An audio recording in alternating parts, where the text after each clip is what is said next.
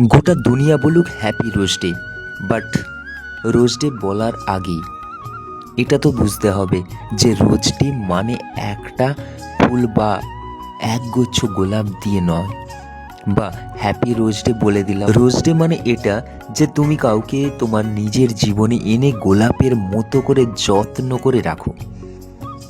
তুমি কাকে জীবনে এনেছো সেটা তুমি জানো, কাকে গোলাপের মতো করে রাখতে চাও সেটাও তুমি জানো। আমি চাই তাকে ট্যাগ করে বলো, গোলাপ তোমায় নাইবা দিলাম, আদর দিলাম ভরে, সব লড়াইয়ের পরেও তোমায় রাখবো নিজের করে। তোমায় নিয়েই শহর সাজাই, তোমায় দেখে থামি, আমার কাছে তোমার হাসি গোলাপের চেয়েও দামি। দিনটা আসলে rose day, happy rose day বলে দিলাম হয় না। রোজ ডে মানে শুধু ফুল দেওয়া নয়, রোজ ডে মানে কাউকে জীবনে এনে ফুলের মতো করে যত্নে রাখা। আরে আরে কি ভাবছো?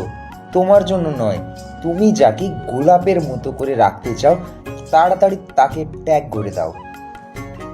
So tata. সাজানো দিন প্রাণেরই আলাপে হলো রঙিন, তাকে বলা হয় প্রথম বর্ষ।